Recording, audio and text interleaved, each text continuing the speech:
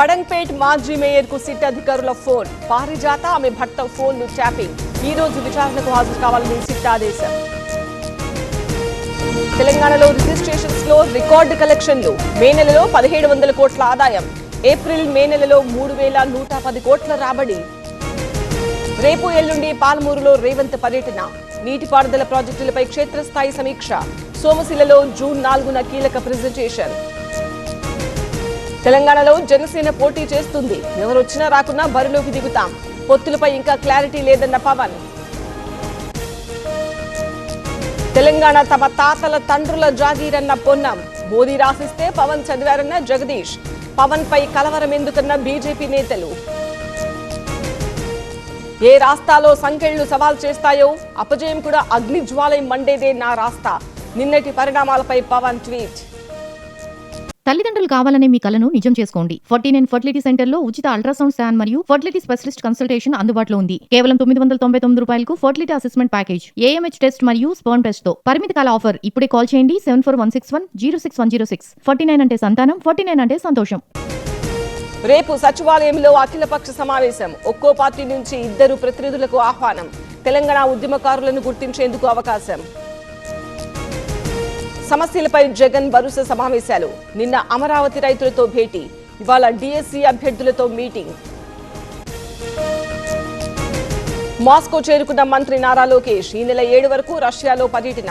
International forum సమావేశానికి హాజరు. కొడాలి నాని వారసుడిగా కొడాలి అర్జున్ రావు. గుడివాడలో ప్రకటించిన పేరు నాని.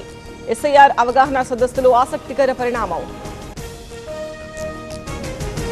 కాకినాడలో ఇంటి నిర్మాణం పేరుతో చర్చ్. హిందువుల మధ్య చిచ్చు పెట్టాలని చూస్తున్నారు. వెంటనే చర్చ్ ను తొలగించాలని హిందూ సంఘాల డిమాండ్. గోదావరి పుష్కరాలకు ఏపీలో భారీ ఏర్పాట్లు. అదనంగా 237 కొత్త ఘాట్ల నిర్మాణం. 10 కోట్ల మంది వస్తారని అంచనా. అన్నామలైకు రజనీకాంత్ ఫ్యాన్స్ మద్దతు. మదురైలో పోస్టర్లు వేసిన అభిమానులు. రాజకీయ భవిష్యత్తుపై రేపు ప్రకటన వచ్చే ఛాన్స్. కర్ణాటక సీఎంగా ఇవాళ DK శివకుమార్ ప్రమాణం. 10 మంది మంత్రులు ప్రమాణ స్వీకారం చేసే ఛాన్స్. ఏర్పాట్లు చేస్తున్న అధికారులు. కర్ణాటక మాజీ సీఎంకు పార్టీ పదవి. CWC సభ్యుడిగా సిద్ధరామయ్య. వెంటనే అమల్లోకి వస్తుందన్న ఖర్గే.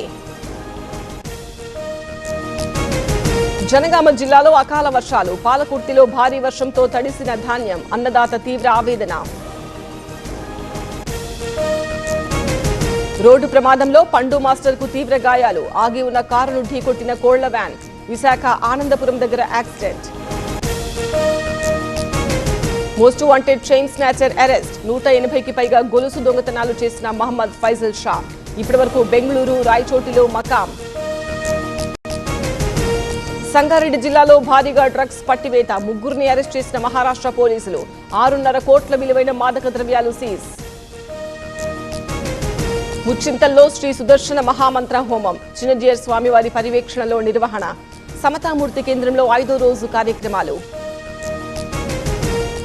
భారీగా బంగారాన్ని అమ్మేసిన భారత్. $12 బిలియన్ విలువైన గోల్డ్ విక్రయించిన RBI.